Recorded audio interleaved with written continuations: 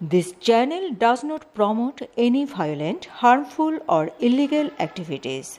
All content provided by this channel is meant for an educational purpose only. July গণ অভ্যুত্থানের শহীদদের রক্তে যখন এখনও দেশের মাটি ভেজা, ঠিক তখনই এক শহীদ বাবার দ্বিতীয় বিয়ে নিয়ে তোলপাড় সৃষ্টি হয়েছে দেশ জুড়ে। অভিযোগ উঠেছে, শহীদ ছেলের জন্য সরকার থেকে পাওয়া অনুদানের টাকা দিয়ে প্রায় ৫ লাখ টাকার স্বর্ণালংকার কিনে দ্বিতীয় বিয়ে করেছেন বাবা। যে মা বুক খালি করে দিনরাত কাঁদছেন, সে মায়ের চোখের জল না শুকোতেই স্বামীর এই বিলাসী নতুন সংসার শুরু। ঘটনাটি ঘটেছে ময়মনসিংহের ঈশ্বরগঞ্জ উপজেলায়। আজ আমরা জানব এই ঘটনার আসল সত্য কী, কেনই বা শহীদ শাহরিয়ারের মা নিজের স্বামীর বিরুদ্ধে এমন গুরুতর অভিযোগ তুললেন।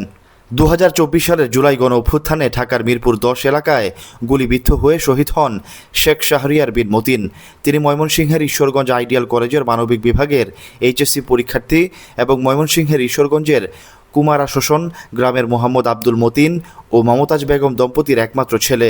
ছেলেকে হারিয়ে এই পরিবারটি যখন গভীর শোকে মুহ্যমান, তখনই মাত্র ১ বছরের মাথায় জানা গেল এক চাঞ্চল্যকর খবর।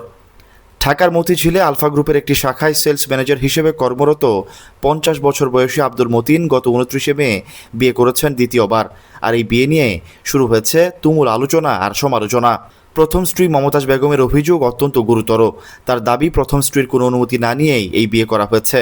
শুধু তাই নয়, ২৯ মে ৭ লাখ টাকা কাবিন এবং ৫ লাখ টাকার গহনা দিয়ে যে রাজকীয় আয়োজন করা হয়েছে, তার পুরো অর্থ এসেছে শহীদ ছেলের সরকারি অনুদান ও ভাতার টাকা থেকে। মমতাজ বেগম ক্ষোভের সাথে জানিয়েছেন, একমাত্র ছেলের রক্তের বিনিময়ে পাওয়া টাকা দিয়ে তার স্বামী সুখের বাসর সাজিয়েছেন। এই অভিমানে এবং কষ্টে ১০ বছর বয়সী একমাত্র কন্যা সন্তানকে নিয়ে তিনি আত্মহত্যার সিদ্ধান্ত পর্যন্ত নিয়েছিলেন বলে জানা গেছে। ইতোমধ্যে এই অনুদান বন্ধের জন্য তিনি সংশ্লিষ্ট মন্ত্রণালয়ে লিখিত আবেদনও করেছেন। তবে মুদ্রাটির উল্টো পিঠও আছে।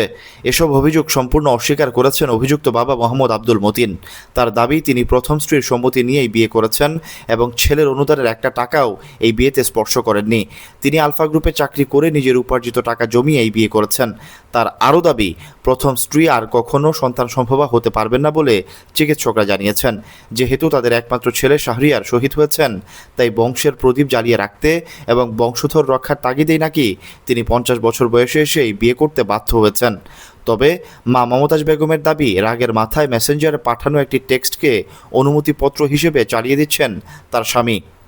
জানা যায়, পারিবারিক এক ঝগড়ার সময় মমতাজ বেগম রাগের মাথায় মেসেঞ্জারে লিখেছিলেন, তোমার ইচ্ছে হলে তুমি আরেকটা বিয়ে করো। আর এই মেসেঞ্জার টেক্সটকে আব্দুল মতিন আদালতে বা সামাজিকভাবে তার বৈধ লিখিত অনুমতিপত্র হিসেবে দাবি করছেন।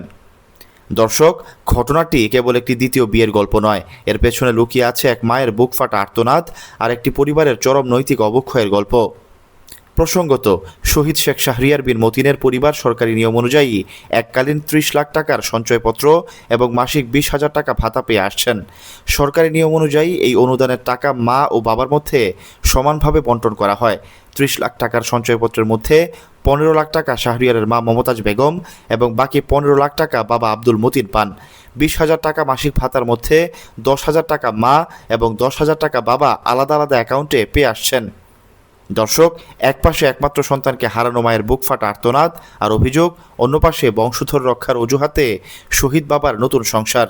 শহীদ শাহরিয়ারের রক্তের বিনিময়ে পাওয়া রাষ্ট্রীয় অনুদান কি আসলেই ব্যক্তিগত বিলাসের মাধ্যম হয়ে উঠেছে? আপনার কি মনে হয়? কমেন্ট সেকশনে অবশ্যই আপনার মূল্যবান মতামত জানান। প্রতিবেদনটি ভালো লাগলে লাইক ও শেয়ার করুন এবং দেশ বিদেশের সব তাজা খবরের আপডেট পেতে আমাদের চ্যানেলটি সাবস্ক্রাইব করে বেল আইকনটি প্রেস করে রাখুন। Syed Sakib, BNN news 24। আমার সোনার বাংলা, আমি তোমার